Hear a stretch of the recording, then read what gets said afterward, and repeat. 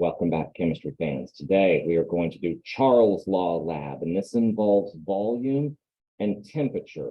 So how we're going to do this is a little bit convoluted. There's going to be some assumptions, and we're not going to collect too many points like we have in the past gas laws. This one, we're just going to be able to collect 3. We're going to have a cold temperature, we're going to have a room temperature, and then we're going to have a hot temperature. And so that's what we're going for here. So let's flip the camera over here and see what we are headed for. Okay, so what you can see now is I've got an apparatus which kind of looks janky. It's got a little bit of cold water in here, and I'm sure if we took the temperature of it in a second, we would see that it is cold. We've got hooked up to the temperature probe. We've got our hot gas in here. So I've got trapped in here in a single hole. I've got a hot gas, and it looks like the temperature is getting pretty warm at about 50 degrees inside that container. So what we're going to do now is we are going to remove this from the hot water, and we are going to place it into the cold bath. And so I'm going to get this from a side angle here, so you should be able to see it, hopefully, as the pressure changes because the temperature drastically changes. It's going to cause the container to create a vacuum. It's going to fill up with a little bit of water. So we're going to do this twice. One time we're going to do it with hot water, and the other time we're going to do it with, one time we're going to do it with cold water, and the other time we're just going to do it with room temperature. So we'll do it the first time really, really well. All right, so here we go. My temperature I'm reading at is about 52 degrees. So we're going to keep it at that. I'm going to remove my thermometer from that atmosphere, and then I'm going to place my finger over the nozzle where there is a hole. Boop! And that seals the gas in. None of this is hot. I haven't got it up that hot. And now I am going to place this into the container, into the cold water, and not until my hand is outside of it. I'm trying to see where you can see it now. Am I going to let go of the container so that you can see that it will fill up with water? You may see it as a little stream of water going in. So here we go. Ready? 1, 2, 3. And it didn't fill up with a whole lot, but that's a little bit of a change in the volume. So I am going to measure now how much water I collected, and I'm going to subtract it from the 125 that's in here. I'm actually going to get the exact measurement for it here in just a second, but that's going to be close enough. And that will tell us how much the volume changed for it. Okay, so let me take my lid off, and I'm going to measure now how much I actually collected of this liquid. And it looks like I got somewhere in the neighborhood of about, it looks like 19. So if I were to place this on the counter and measure that, it would say 19. Okay, so 19 is what the change was for that at hot temperature. It changed it when it went down to what temperature?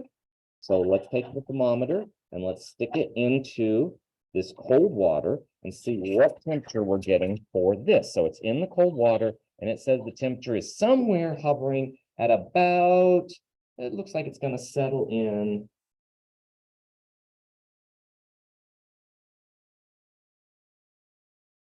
Looks like it's going to settle in about 14 degrees. So it lost 19 milliliters when it was at 14 degrees. Okay, so now we're going to do this exact same process. We're going to repeat the same thing. I'm going to put the container into the hot water. We're going to let it heat up. So we're going to try and get it right back to where it was, somewhere up around that 50-degree mark again.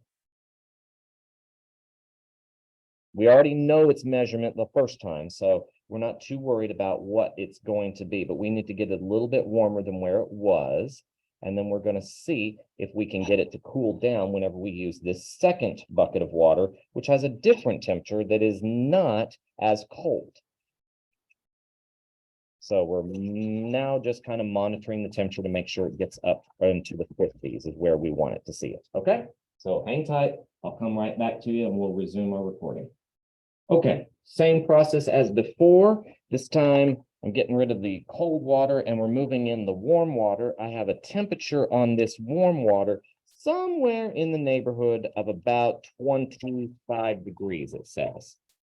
24.5. Okay, so I've got this temperature here. Should be a little bit easier to see. So I am going to, again, put my finger on the cork here.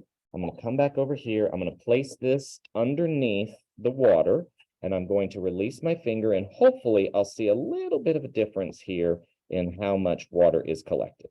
And just a little bit came in, not a whole lot. So we're going to measure that amount of water now. Take the cork off. Let's pour it in. Let's hope that we have something less than 19, which is what we got last time. And it is. So this time, if I am measuring this, I'm about at 14, it looks like. So I did get a little bit less. So that's going to make for a nice little graph now. So let's put all of this data into our spreadsheet, and we will make our graph from our data. So let me change my cameras here. And I will share my screen, and we are going to go to Google Sheets one more time, and we are going to create ourselves a new graph. This time, not temperature versus pressure, but it's going to be temperature versus volume.